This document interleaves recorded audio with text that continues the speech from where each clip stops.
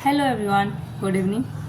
जैसा कि मैंने चैनल पे पार्ट फर्स्ट और पार्ट सेकंड अपलोड कर दिया है और सारे इम्पोर्टेंट फैक्ट्स को एक्सप्लेन किया है, तो प्लीज़ आप लोग ध्यान से सुनिएगा, देखिएगा। मेरा उम्मीद कहता है कि आप लोगों को पसंद आएगा, तो प्लीज़ अगर अच्छा लगे तो शेयर कीजिए और उन लोगों तक ज़रूर पहुंचाइए जिनको ज़रूरत है। उन लोगों तक ज़रूर पहुंचाइए जिनको ज़रूरत है, जिनको हेल्प मिल सकता है। और मैंने फर्स्ट वीडियो में ही बताया है कि मैं सच में मदद करना चाह रही हूँ उन लोगों को जो जिनके पास कोचिंग और ट्यूशन के पैसे नहीं हैं, पढ़ना चाह रहे हैं लेकिन पढ़ नहीं पा रहे हैं। मैंने ये भी कहा था कि जो बहुत गरीब परिवार से बिलोंग कर रहे हैं, मैं भी गरीब परिवार से हूँ, तो अगर मेरा सपोर्ट चाहिए तो मैं ज़रूर करूँगी। जहाँ तक मेरे से बनेगा मैं करूँगी। प्लीज़ आप लोग इतना काम मेरे लिए करें कि मेरा वीडियो उन लोगों को शेयर करें जिनको मदद मिल जाए, कुछ मदद मिले।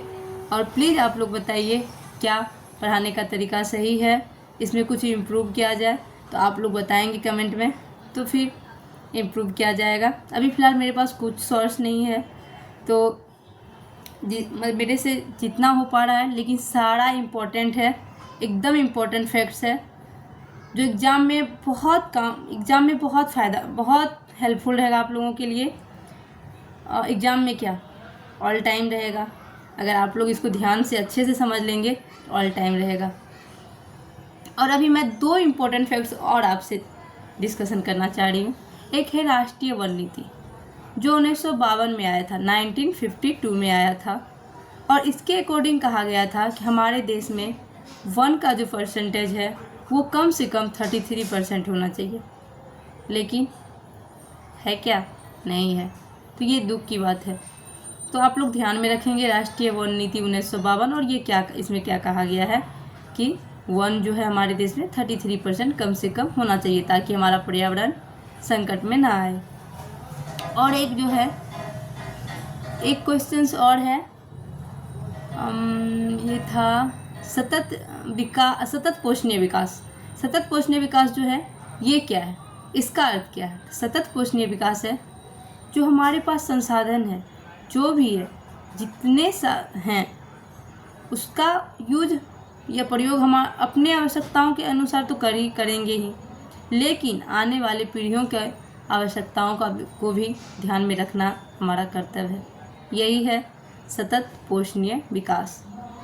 अपनी आवश्यकताओं का ध्यान रखने के साथ साथ उसका दुरुपयोग ना करके आने वाली पीढ़ियों की आवश्यकताओं का भी ध्यान रखना हमारा सतत कर्तव्य है, और यही सतत पोषणीय विकास है।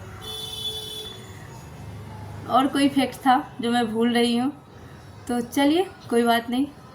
अगर अच्छा लगा हो तो प्लीज़ फर्स्ट तीनों पार्ट को ध्यान से देखिएगा। आप लोग चलते फिरते घूमते टहलते भी इसको देख सकते हैं, सुन सकते हैं। और अगर एक बार अच्छे से समझ लेंगे इस बात को, मेरी बात को, क्योंकि हम किताबी भाषा में कहीं भी एक्सप्लेन नहीं किए हैं, अपने भाषा में एक्सप्लेन किए हैं, और उसको समझ लेंगे तो आपको लाइफ टाइम काम आएगा। चलिए, thank you, bye bye, take care.